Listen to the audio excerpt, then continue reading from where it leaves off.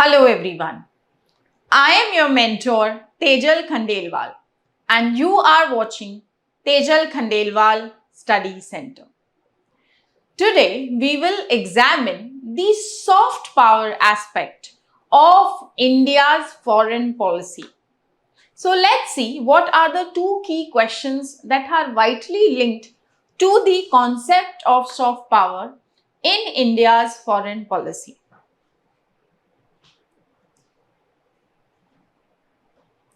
So one is question number 5. That is, discuss the role of public diplomacy in the enhancement of India's global standing. This question has come in 2022 for 10 marks. And the next is, discuss the role of ICCR in promoting India's soft power abroad, which has been asked in 2018 for 20 marks. There is possibility that ICCR might repeat again. It was established in 1950 and we are in 2025. So yes, there is key possibility that ICCR might be asked again. Okay. Now, before we move to discussing these questions, it is very important that we understand the concept of soft power. Already UPSC has asked a direct question of Joseph Nye's concept of soft power and what are the sources of soft power of a country and its relevance. So I am clubbing first this question along with public diplomacy and role of ICCR. Okay. So first we will discuss the concept of soft power, this particular question, and then we will be discussing public diplomacy and ICCR. So let's read the question. The question, so we can see soft power, what has been asked in the UPSC examination. So the concept by Joseph Nye, what are the sources? What should be the differences between hard power and soft power, a comparison of their strengths, limitations and relevance. And in section B, that is India and the world, role of public diplomacy and role of ICCR have come. So when we understand soft power, we have to understand these two aspects with respect to the question. Now let's see the question. The question has read, what, according to Joseph Nye, are the major sources of a country's soft power? Discuss its relevance in the contemporary world politics. This question has come in 2018. Okay, 2018 this question came.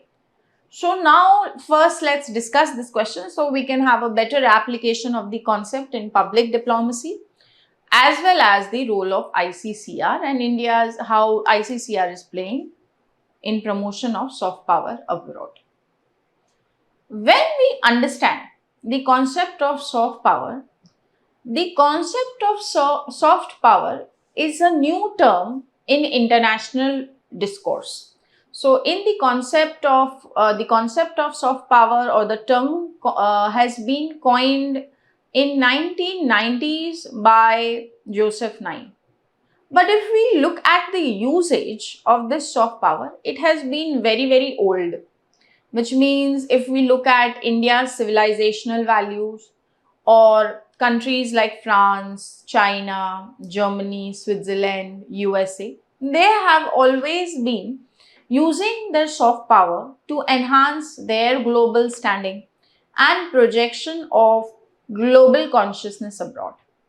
So in the terminological use, the term came very late, but the deep roots of this concept are very old. Okay. Now, when we talk about power and its usage in international relations, it can be by coercion, it can be by giving some kind of assistance. So we can make some sort of payments, help. So that is working like a carrot. Coercion is working like a stick. And the third idea is the power of attraction, which means you are creating a sense of liking for yourself, right? So that is the concept of soft power. And when we talk about soft power, Joseph Nye defines it. He says that it is the power of attraction and it is the ability of making others do what they might not do, but how? Through the power of attraction. And he coined this in his first key work in 1990s, Bound to Lead: Changing Nature of American Power. Obviously, in 2004, he modified this concept. Soft power means to success in world politics. And he also wrote one more book, which is The Paradoxes of American Power. Okay, and in this, he is saying that soft power is something which will be used not only by America, but it will also be used by other countries. And how it will be used by other countries also he highlights. So yes, with time, Joseph Nye has emulated this concept, refined this concept. Now let's see the question. So yes, soft power is the power of attraction or ability of state to attain its objectives through attraction. Now why is soft power so important? We are living in an information age. So it is not only the one who has a better military that will win. We win is by who has a better story, which means narrative building is very, very important. Okay, because we know that knowledge is power. However, the importance of soft power is highlighted by liberals. And Joseph Nye says that we are in an age of complex interdependence, and that's why soft power is more better as a tool and it is less costly compared to hard power. Okay, so that's why its usage has also increased more. Now the question is asking, so first explain the concept and then let's move on to what the question says. So we explained what Joseph Nye is saying and he asks what are the major sources. So when we talk about the major sources of a country's soft power, they are based on three pillars. First is the culture. Okay, when we talk about culture here, how should we understand this culture? So cultures is that sphere which appears attractive to others. Like for America, it is Hollywood, it is the Fulbright scholarships, it is MTV. For India, it is Bollywood, it is yoga, Buddhism, Hinduism, values of Hinduism. Okay, the major festivals that we do, how it is impressing the world. Then when we look at countries like France, so Alliance Francaise, and these are institutions for promotion of the French language. Then China is establishing Confucius institutes. So yes, different countries have different cultural ideas and they propagate this to the world. Second important source here, so when you talk about culture, which means it can be anything that can be of attraction to others. It can be of attraction to others. Okay. Now you can give the example of different countries. What is of attraction in USA, in France, in India, in China. Okay, is this clear? Now, second is political values. When we talk about sources of soft power, this political values is not only the values that we propagate abroad. It is also to what extent we are following them within our country. Only then they can be exercised with respect to soft power. Okay, so if you are talking about human rights across the world, which the West always does, but you are violating the aspect of human rights for your own citizens, then this will be not something which will be work to the Western democracies. So political values also have to be the values which you practice internally within your country. So be it liberal democracy, be it freedom of speech, be it the respect for human rights or rule of law. Whatever you are propagating abroad is something also that you need to follow within your country. And third is foreign policy. So when we talk about foreign policy, which means what measures you are taking in order to fulfill your national interests and to what extent they are considered as legitimate or illegitimate by other countries. Okay. And whether they are having a set of moral authority, that also becomes very important.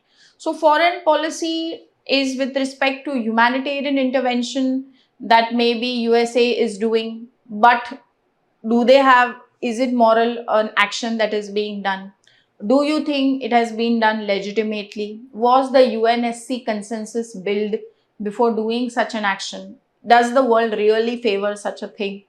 Okay, so even foreign policy measures should have some moral aspect as well as they should be considered as legitimate. So these are the three key sources of any country's soft power. Now usually students always only understand it in terms of culture, but they never understand the deep nuance that even political values and foreign policies, how they are the source of a country's soft power.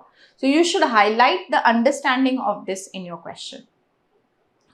Now the question read, what are the major sources of a country's soft power? And discuss its contemporary relevance. So when we talk about relevance of anything, we need to understand what has been the objective of something and whether that objective has been achieved or no. Only then something is relevant or it is not relevant. So first, when we talk about this, okay, so why there is shift from hard power to soft power? What is it? What was the issue with hard power? So when we talk about hard power, right? If we look at USA had a lot of hard power, which means a lot of military strength. Despite that, it has lost the war in Vietnam. The Soviet Union, being very powerful, has lost in Afghanistan. And even USA's actions in Iraq has not given them a very good legitimate authority. So despite possession of hard power, we know, and its relevance is obviously there, but we know that its limitations are very, very much apparent. Okay. So if we make a comparison in terms of Joseph Nye, okay, the debate between the importance of hard power and the importance of soft power is between two key schools of thought in the theory of international relations. So the realists are the ones who emphasize on importance of hard power, and the liberals are the one who emphasize on the importance of soft power. Okay, fine. So you need to highlight here that realists say hard power is very, very relevant, but how we can see its limitation in three cases: USA losing the war in Vietnam, Soviet Union in Afghanistan, and USA's actions being having an international condemnation with respect to Iraq. Okay. And really say hard power remains relevant. Why? Because it takes less time.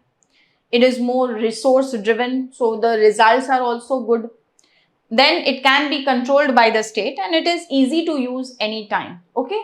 So it is a power of coercion as per the realist school of thought. But soft power, Joseph Nye says, takes a longer time to build. It is non-materialistic in nature because here we are talking of culture, political values, foreign policy. These are not tangible things. These are intangible. So it is a non-materialist source. It is within the institution of the civil society, and it is not so easy to use because its results will take a longer time, right? How strong is our narrative? What better story we are able to project? Okay. Now, so why there is shift? So realists say it is important, but liberals have questioned these three examples where the limitations of hard power were apparent. And that's why soft power has come into use or importance. This is the transition line that you will have to take. So limitations of hard power, we gave the example. And Joseph Nye says, in an era of complex interdependence, okay, it is better and it is more viable that soft power is used. Okay. Now let's talk about relevance of soft power in present time. So we have highlighted the liberal and the realist debate also. We have highlighted the sources as per demand of the question. We also highlighted where the concept has originated and who wrote about it or coined this term for the first time. Now, when we talk about relevance, let's take a more nuanced view of Shashi Tharoor. So Shashi Tharoor, in his book Pax Indica, he gives certain aspect of soft power. So he says soft power is what is the world's perception about our culture, our political values, and our foreign policies. It is not about conquering others, but it is about being yourself, which means, by doing things in a more deliberate manner, it is not necessary that the world will believe and you feel that soft power has come into use. No.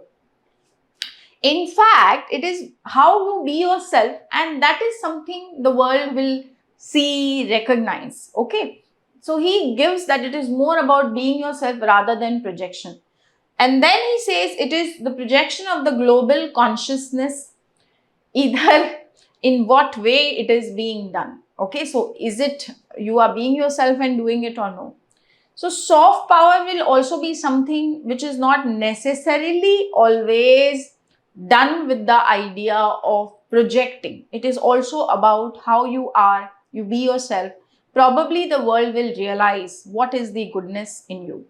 Okay, right? But yes, we continue to exercise this, we propagate this to the world. That is also a part of it. He gives a very good example in this regard. He says Mahatma Gandhi used India's soft power, which was guided by India's political values from its cultural roots. And that was the value of what? Non-violence.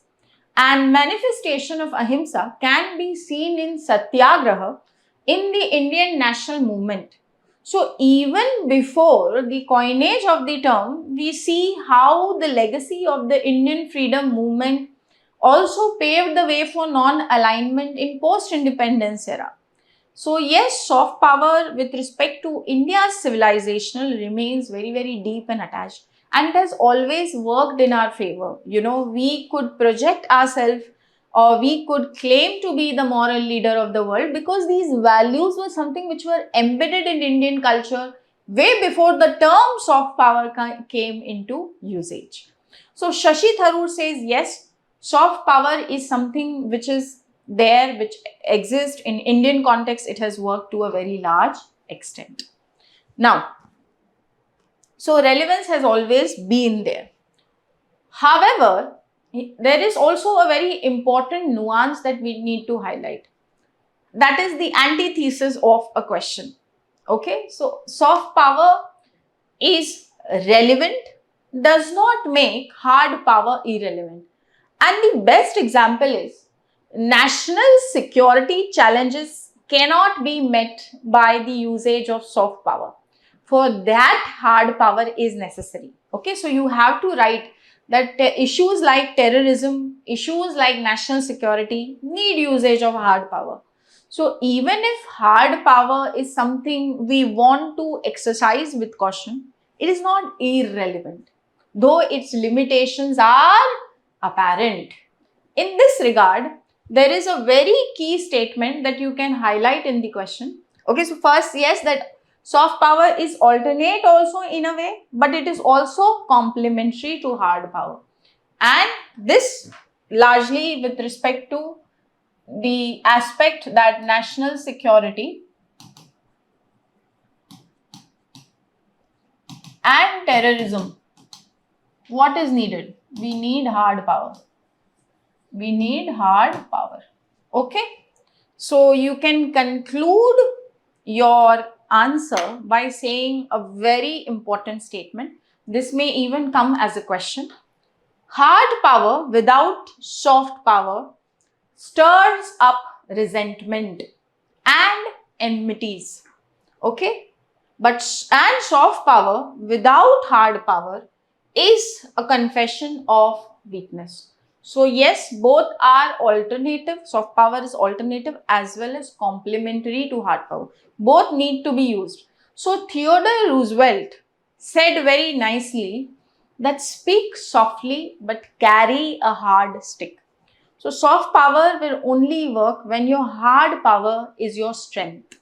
It has to be something that always needs to exist. Without having hard power, nobody will listen to your values, to your culture, to your, foreign policy measures. So it always is something that needs to be backed. That's why Joseph Nye says that we need to have a smart combination of both. So when we say smart power, right? Smart power is what? Is a mix of both hard power and soft power. So you should have highlighted the concept, the work where it was spoken about. You should have highlighted the sources. You understand the meaning of all the three sources. Then you talk about how Joseph Nye says there are limitations. Give examples of these limitations of hard power. Make a comparison in this regard. And also then talk about in an era of complex interdependence, how soft power has come into usage, okay, how it is in fact less costly and it is very, very important. Then you can talk about Shashi Tharoor's view that soft power was always there into countries who had a civilizational value, and you can give example of Mahatma Gandhi's usage of India's soft power in the Indian national movement, which also gave moral authority to India with respect to the non-aligned movement post-independence era. And then you can talk about how soft power is alternate as well as complementary. Alone, it will not suffice. Okay? Because why? When we talk about national security and terrorism, hard power is needed, very much needed. That's why, war is something states will have to also resort along with creating a better story. And use this statement. It's a very beautiful statement which talks about how hard power also is important, how soft power is also important. Then talk about Theodore Roosevelt, speak softly and carry a big stick. So yes, it's a very value added statement, carries a lot of weight. And then you conclude with Joseph Nye saying there should be smart power, okay, which means a combination of both hard and soft power needs to be utilized by countries for strategic considerations. Okay, so in this way, we will take this question. Now let's move towards question number 5. That is role of public diplomacy. Discuss the role of public diplomacy in the enhancement of India's global standing. So how our public diplomacy has enhanced our stature abroad. That is the question. Okay. Before we move to the question, it is very important to understand the concept of public diplomacy. If we look at in the West, there are 3 distinguished terms which imply different meaning. So one term is public diplomacy, which means informing or engagement of foreign policies with the foreign public, of the American policies with the foreign public. That is public diplomacy. When they talk about public affairs, it implies domestic public, which means the government policies and how it is shaping in the domestic sphere, how it is creating an understanding. And when they talk about public relations, they mean both domestic as well as foreign public. Okay. In Indian context, when we talk about the term public diplomacy, there is not too much of distinction with respect to the domestic public or the foreign public, and we are engaging in it all together. Okay, so we are shaping our foreign policy with respect to our domestic audience as well as with respect to external. But since this question has come in the international relation, we will be taking that in the context, the answer will be in the context of foreign public. Okay, but in India, there is not much, we are using all of it at the same time. Now, what is the concept of public diplomacy?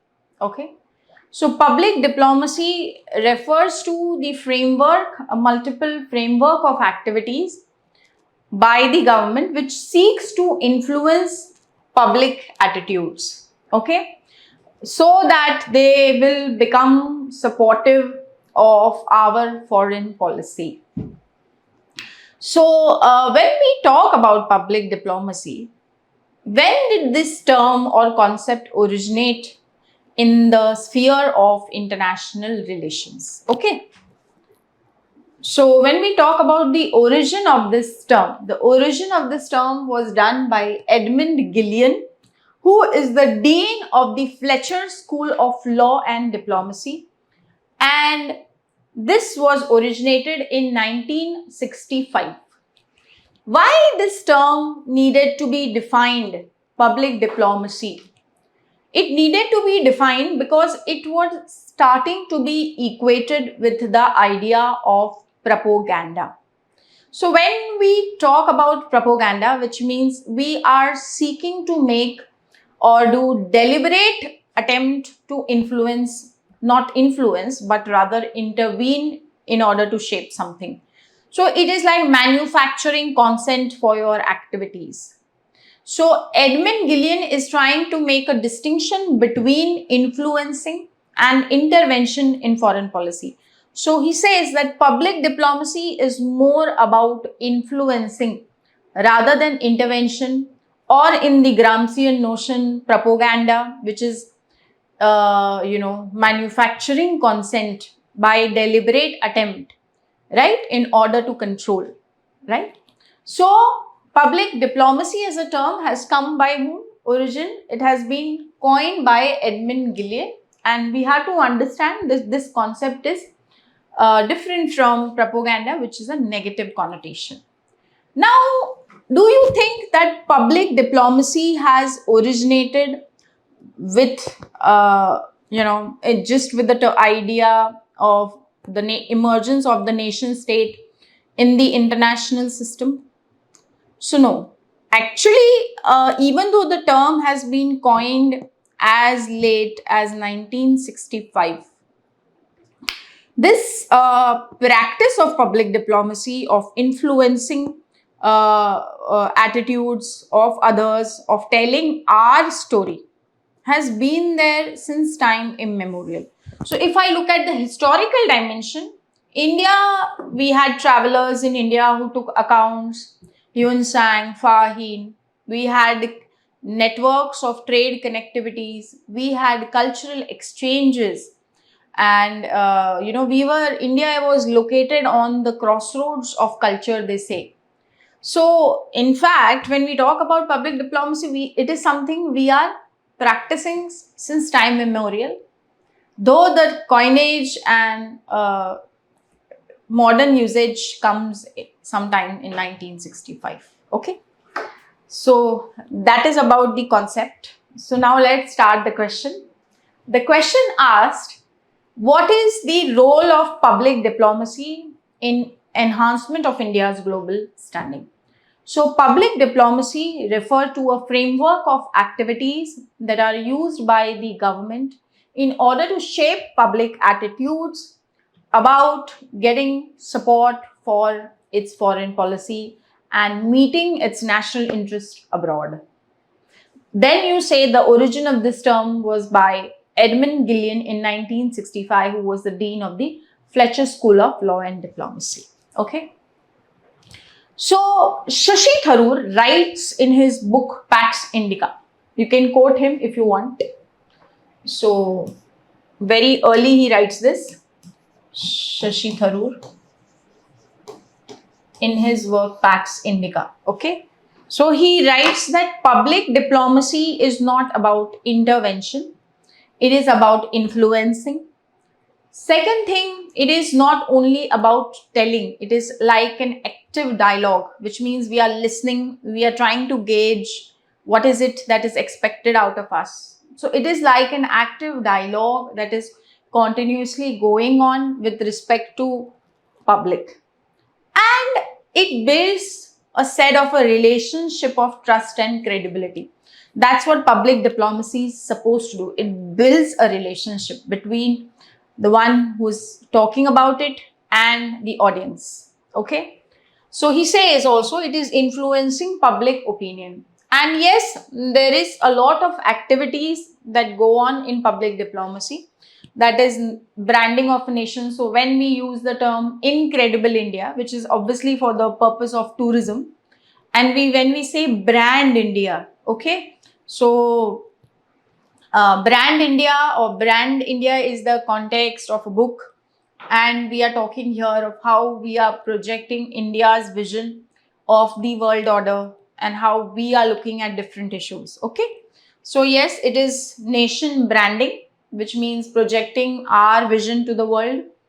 It is diaspora outreach, it is digital engagement. So digital diplomacy is part of diplomacy because media is the medium, okay, through which we are talking about it. And since we are living in a information society, knowledge age, that's why social media digital component becomes very, very vital. Okay. And yes, international exchanges. So public diplomacy is not only by the government to the public, it is also by other actors. It can be NGOs, it can be private organizations. So all of it, okay, that is public diplomacy, which means how all of this shapes are the vision of India to the world. All right. So Shashi Tharoor's Pax Indica says that it is building a relationship of trust and credibility. It is like an active engagement with the public. And yes, we are trying to influence public opinion. And you can clearly say it is not an intervention. So just in 2 paragraphs, you have explained the concept, okay? The origin of the concept, the definition, and what does Shashi Tharoor say of this dimension. Don't need to write the historic dimension, it's not needed because the question is eventually a 10 marker, okay? Now, so when we talk about public diplomacy, what are the aspects of public diplomacy? So first dimension obviously will be the cultural aspects of our diplomacy. So, and we know that when we talk of Joseph Nye's concept of soft power, one source of soft power is culture. So yes, when we talk about festivals, we talk about International Day of Yoga, okay, when we talk about Bollywood, all of this is part of what the cultural aspect of India's. So when we project that, how 21st June has come about to be the International Day of Yoga and how it has really, enhanced global standing. It has something which is being practiced across the world today. And we see that across the world on this day, people are gathering in masses and doing things. Okay. Then the role of leadership. So leadership is very, very important element of public diplomacy. So what is the vision of your leader and how that leader propagates that idea? So we can say how Prime Minister Modi speaks about various issues or India's vision. So he talks about Indo-Pacific at the East Asia Forum, or if he's talking about East Asia Summit, or if he's talking about his visit to Singapore, he outlines India's uh, vision of Mahasagar, or if he is also talking about, how India aims to be a net security provider, or he gives the Panch Amrit vision of how we will engage with other countries by Samman, Samvad. Okay, all this is showing to the world what India seeks to do. So yes, role of leadership is very, very important in public diplomacy. That gives a clear message of how we are seeking to engage with the public abroad, right? The third is engagement with diaspora. So when we say engagement, so India is trying to engage with diaspora. It is creating a network of diaspora, and also, exercising uh, importance by giving to diaspora, doing so many events across the world. When Prime Minister Modi, we are doing so many initiatives at the national level and trying to engage with the diaspora. So yes, this also does a lot of, India's standing abroad, and this is something which can bring, elements of so many Indian abroad and bringing in Indianness together. Then summit diplomacy. So why summit diplomacy is so important is, for example, India has hosted in 2023 the G20 or the SCO summit. What does it show? What does it put? So over here we are talking on global issues. We talk about multilateralism. We talk about how we are looking at globalization now. What are the key challenges or conflicts in the world? What should be done in the sphere of environment? What should be done in the sphere of terrorism? So yes, this also enhances India's opinion to the world, okay, how India looks at issues. And it also will, there will be a lot of declarations that will be passed in these summits. So summit diplomacy, okay, is also part of public diplomacy. You are talking about your country, you are meeting your interest, you are shaping the agenda, right? So that is also active dialogue in conversation. Next becomes digital diplomacy. So yes, Twitter diplomacy, the YouTube channel, the MEA diplomacy networks, whatever format of social media or digital aspects we are looking at, this also has really enhanced the reach to the public and how the MEA directly connects in this regard. Okay. Now, very important is foreign policy outreach dialogues as well as literature. Let me tell you, like the Raisina dialogue is something which has really been inviting people from across the world. They talk on so many themes. So Raisina dialogue is very important in this regard. You can talk about Raisina dialogue. You can talk about, Indian Ocean Symposium and how, we are talking of the maritime concerns. You can also talk about literature in the form of how the foreign minister himself is writing two key books. It is the India Way as well as Why Bharat Matters. So knowledge is power, right? And how we are shaping this knowledge, how we are projecting this knowledge is also very important. How we are conveying what we truly are. Okay. So how we are building that story. You can point towards the role of these aspects of public diplomacy which have enhanced India's global standing. So give two examples in each and show its impact. Okay. Now, let's move towards any question should never be ended in one thread. In the sense, you just don't agree with the statement and write it. Always an antithesis is very important. Okay, and yes, then we synthesize. So, dialectics is very vital when you attempt questions. Now, how will you counter public diplomacy? I'm sure many of you wouldn't have thought of any dimension to do that. So, it is very important when we talk about public diplomacy that the substance of our message is very clear, which means what we are truly trying to convey has to be transparent and it should be, hitting the right chord. Okay, so substance of a message is very clear. It has to be clear only then. For example, if we talk of Incredible India, it is a very good slogan when we talk about tourism, but probably Incredible India is not a very great slogan when we want to promote foreign policy abroad. Okay, so brand India, yes, India way in foreign policy is a very good slogan.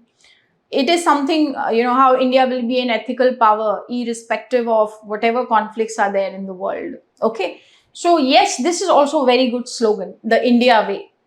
Now, you can counter it by this very key statement. It says, a bad decision or a weak policy can rarely be salvaged, which means saved from, by good public diplomacy alone. Thus, the substance of a message is very crucial for the success of public diplomacy. So, yes, if you are taking a bad decision and if you are, your policy is influenced by something which is of very narrow or myopic way of looking at things, then even the best of publicizing it will not help. So it is very important what you speak and what you do. There is some set of a consonance in that. Okay. So it is very, in this way you can counter that substance of any message has to be clear. Even good public diplomacy alone cannot solve bad decisions. Okay. This is a very good statement. You can use it.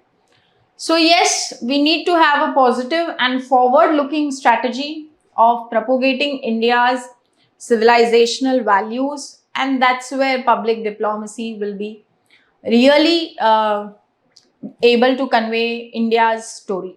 Okay.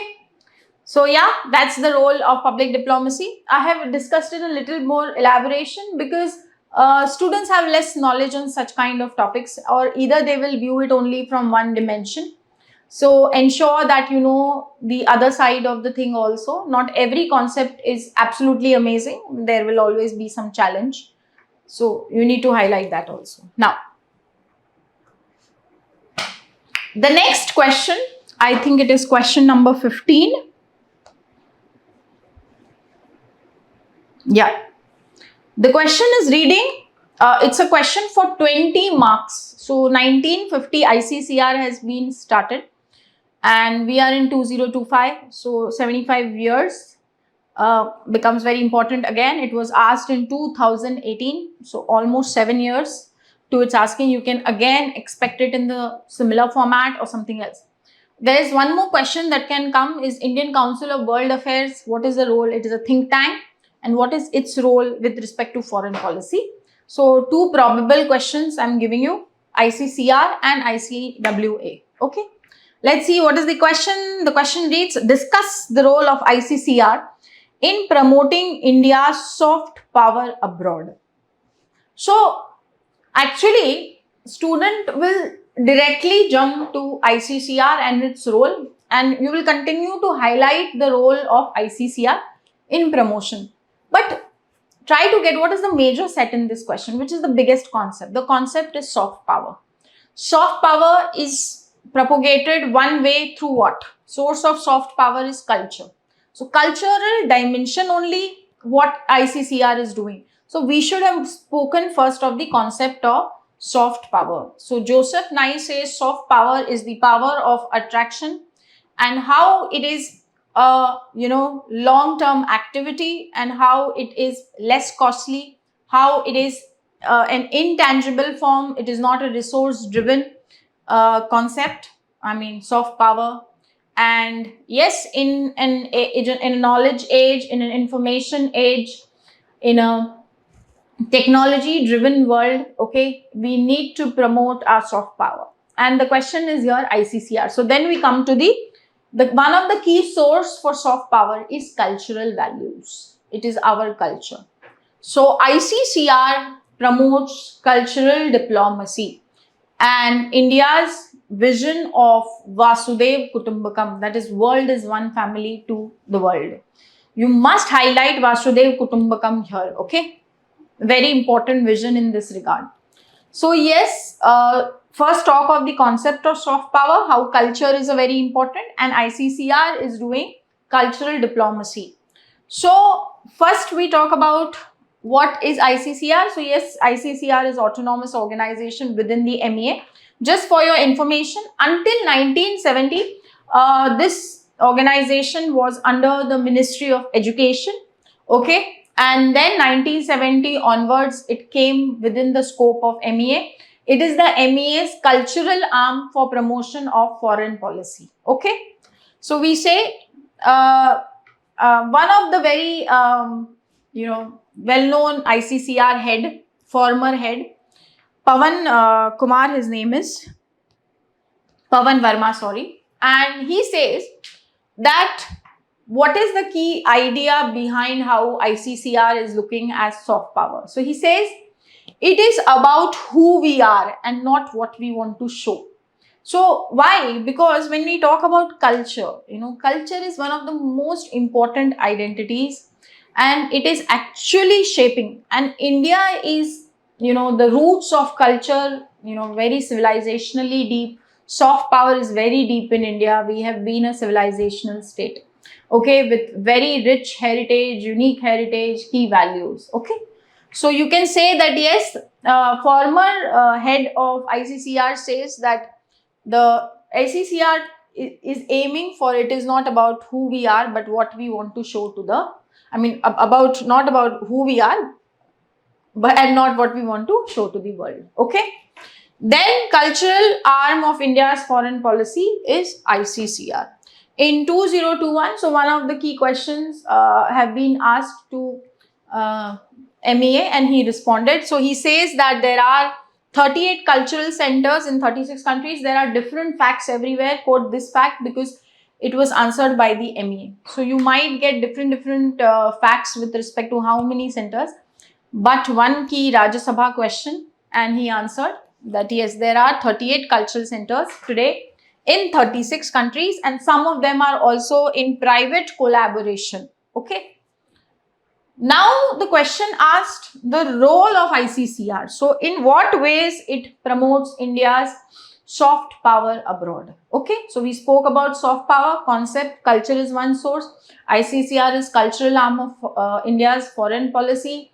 Former head is saying that it is about who we are and not what we want to show, because the roots of India's culture is very deep. Now, first is with respect to establishing cultural centers abroad, where there is a remarkable presence of India's festivals, India's dances, right? India's music, folklore, and there are performance artists who go everywhere and promote these things. So first is by establishing cultural centers. Cultural chairs are also there. Second thing is educational exchange and scholarships are given. So when we talk about educational exchange, which means students from India go abroad, students from abroad come to India, they look at India's culture. So that is also one very important. We give scholarships also so that they can know more about India's culture. Then promotion of Indian languages and literature is there, right? With respect to ICCR's key role and working here. Academic engagement and conferences are also there. So we also see there are chairs, Indian cultural chairs in university with respect to various aspects like philosophy, right? Then people to people ties also, which means it conducts events which will bring in diaspora together, which will bring in foreign public attending India's, functions, as well as awards and recognition. So by this mechanisms, okay, be it academic exchange, be it chairs, be it centers, be it awards, be it recognition, it is doing these things. Okay. So you can talk about a little more descriptive, right? Because it is a 20-mark answer.